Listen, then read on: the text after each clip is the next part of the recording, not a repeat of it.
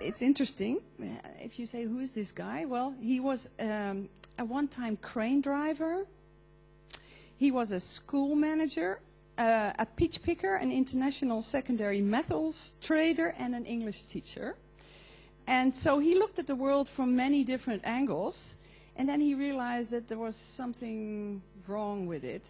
But he was also very curious for knowledge, and so he went back to the University of Utrecht and did his master's there on commodity markets. And then he realized that, there's really going to be more need to change our economy than simply changing a bit of the rules and a bit of deregulation here and there.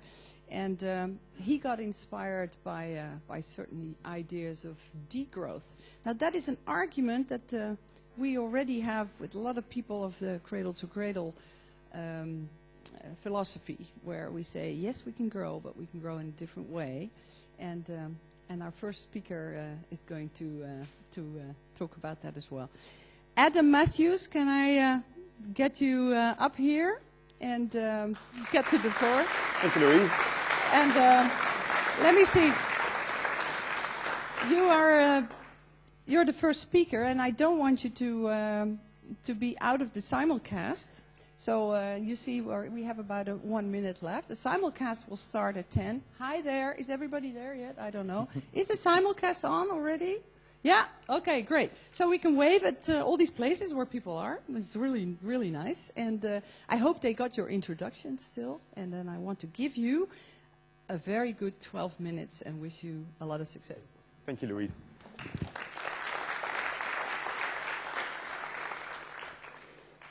So I was on my way home yesterday afternoon, and for those of you not in Holland watching in simulcasts or whatever, it's been a beautiful late May here in Holland. And so I stopped off in the local supermarket and I bought myself some of those most summery of fruits, some strawberries. Now when I got there, I was kind of shocked by the price of them, so I just got myself a little box, put it in my trolley, headed over to the meat department, because also it's a fantastic barbecue weather. Oh, there we go, that's how much they cost. And I get to the meat department and have a look at the prices. And I'm kind of surprised, really, because for some reason, the strawberries are twice as expensive as the meat, as the beef. Now, when you think about this, and I did think about this a lot, you realise that a cow, during their lifetime, eats something like 30 kilos of feed a day. They live for 2 years, they produce 500 kilos of beef. That means for every kilo of beef that you have sold, has taken 50 kilos of feed, alfalfa, soya, barley, maybe grass if the cow's lucky. But most of it has got to be grown, harvested, processed, exported, whereas our strawberries need water and fertilizer. They take only a couple of months to grow, and they're generally local. So what's going on? How come our strawberries are twice as expensive as our meat? And the answer to that comes, well, the answer that everybody tells me is that it's, don't be stupid, it's down to supply and demand. And I think to myself, yeah, okay, supply and demand, they're definitely two of the pillars that go to support our edifice of our prices, but they're not the only two, definitely. I mean, there are influences from both our governments and our companies setting these prices. And it's the governments that I'd like to start with. I'm going to talk about all of these areas, but I'm going to start with government because the European Union spends 50% of its budget on agriculture. And we think to ourselves, why do they do that? Well, there's a couple of aims, really. The first one is they want to prevent famine in Europe, which for the last 60 years they've done fantastically. At the same time, they want to increase their agricultural exports, which means they bring in more money into the European economy. And both these ideas are fantastic ideas. But what do you get? You get intensive agriculture, highly reliant on fertilizers, pesticides, and fossil fuels, all of which are highly unsustainable. So whether we can keep this system that's kept us from famine for the last 60 years, whether it will work for the next 60 years, is quite a question. However, for the last 60, we've succeeded very well. And we've also managed to grow our agricultural exports. Europe's in blue, United States in red, Brazil and China, everybody is growing their agricultural exports, which is fantastic because we live in this world where the population is going up, and more people are hungry. So brilliant. Except the world population isn't growing as fast as our agricultural exports, so who exactly are we selling this stuff to? And this is where I'm going to introduce you to my friend Yannick, who is a farmer in Jamaica. And Yannick has the misfortune of being born into a poor country. And this poor country is also in a lot of debt, as many countries are these days. So at some point, they can't repay their creditors anymore. And they have to go to the lender of last resort, which is the International Monetary Fund, and they say to them, can we have a couple of $1 billion just to tide us over for a while? And generally the IMF say yes. But we're not just going to give you these loans, we're going to put some conditions on them. And two of the conditions they put on are you have to stop subsidizing your farmers, so Yannick has to pay full price for her fertilizers, her fuel, and you have to open your borders to agricultural imports, which are all subsidized. Which meant, for the last 20-odd years, Yannick has not been able to sell her onions in Jamaica because it's been cheaper to buy them from the United States, which means that all the agriculture has disappeared. And it also makes them highly dependent on international markets. So I say we've had record low prices, but in 2008 that wasn't true. Suddenly, the prices of all these foods went up, and the same in 2011. And in 2008, there were people on the streets in Haiti and in Mozambique, and in 2011, there were people on the streets in the Middle East. Whatever we think about the way that we price our commodities, it's certainly pretty destabilizing. But again, we have to think, why are these prices changing like they are? And the stock answer, as always, is don't be ridiculous, Adam, it's just to do with supply and demand. But I don't really believe that, you see.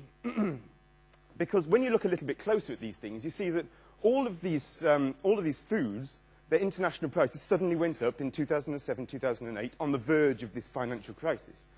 Are we really saying that this is supply and demand? That suddenly the supply of these things went down, and the demand with these things went up, just in 1 year, and then afterwards it went back to normal again? Really? Well, it becomes a little bit clearer if we have a look at other commodities, because the same things happened with metals, and with fuels, and with phosphorus, which went up 1,000 times. Phosphorus is a key ingredient for our fertilizers. And if it goes up 1,000% in the space of a year, this is not something you can plan for. Is this really supply and demand market economics? Well, what's the demand? And the demand has been increasing massively, but not from actual people, rather from investors. This is the amount of investment that's gone into commodities in the last 10 years, and really it's a new thing. Today there's over $1 trillion invested in these commodities. We don't really know how much, but it's something like that. Whatever it is, it's way more than the value of all the commodities on the earth.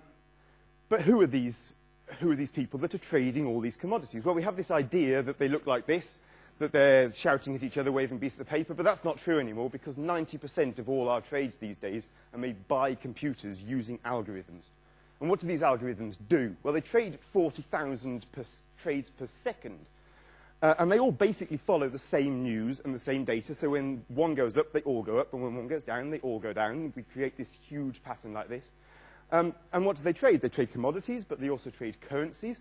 And the thing that they trade the most are the stocks and shares of our biggest companies, which are all measured on these indicators, the Dow Jones, the FTSE 100, which you hear about all the time. Basically, they're just the ownership rights of these really large companies, all put together.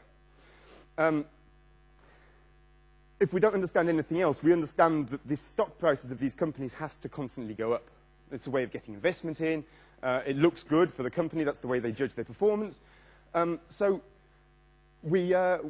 what brings me on to our discussion of companies, because when we realize that this is the main motivation for our companies, we start thinking in a different way. You see, not all companies are equal.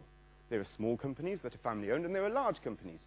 And the large companies are obliged to grow their profits every single year. They also have huge marketing budgets, which mean, however, there's only so many lettuces you can sell in one town, you know? So if one side grows, the other side will naturally shrink.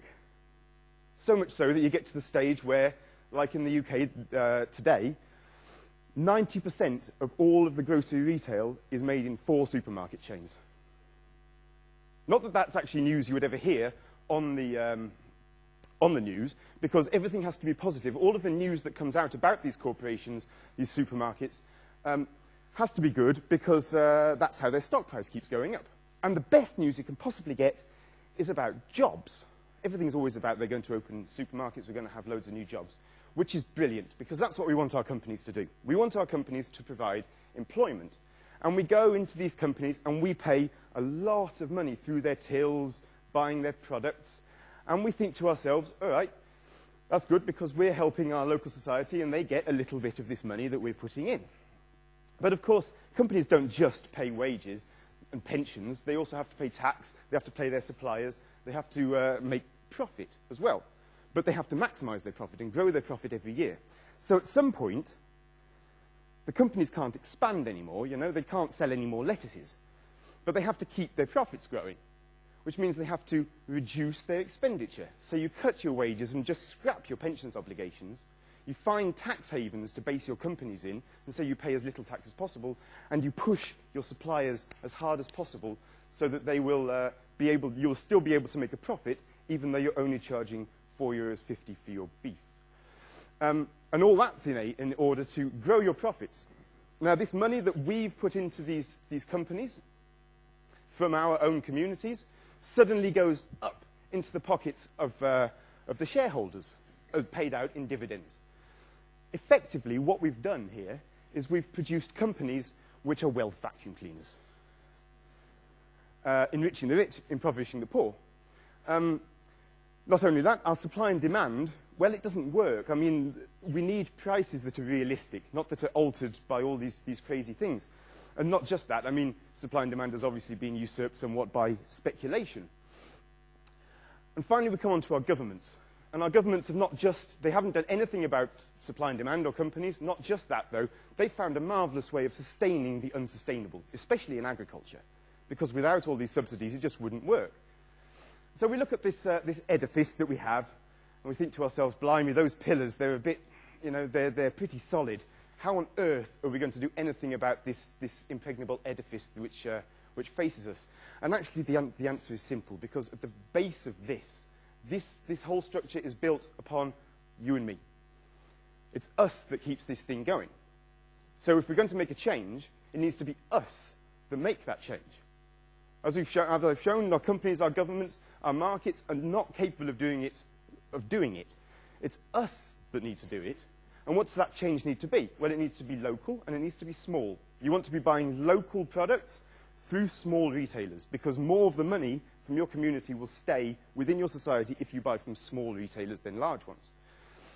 And what does that mean in real life? Well, obviously, you know, we can think about agriculture, and you want to be buying your strawberries really from the guy next door rather than from some big supermarket. We're already talking about permaculture and these ideas of living with nature rather than against it. And, I mean, the popularity of farmers' markets is growing every year. So we're getting there, you know? We're doing these things. They just need to be done more. But a local small economy is not just about agriculture, because a local small economy is also about providing employment, making furniture, jewellery, mending clothes, making birthday cakes, all sorts of things. We need somebody to make it, but we also need to provide the demand. And the last one that will go into this is the idea of energy, because if we rely on our governments and our companies to supply us with energy, they keep building coal-fired power plants, but we don't want that. We want renewable energies. So we're the ones that are going to have to go and invest in it. Not on our own, but with community support. If you put all your money together in a community, you can afford to move yourself into renewable energies. All in all, what we need really is a change in mentality to create this local demand. And it's a change in mentality, it's a change in the way that we see the world. In fact, it's sort of a different age, if you will. It's an age where we have to stop relying on our companies and our governments and other people to make this change for us. And it's where we have to stand up and take responsibility for this and build ourselves an age of responsibility. Thank you all.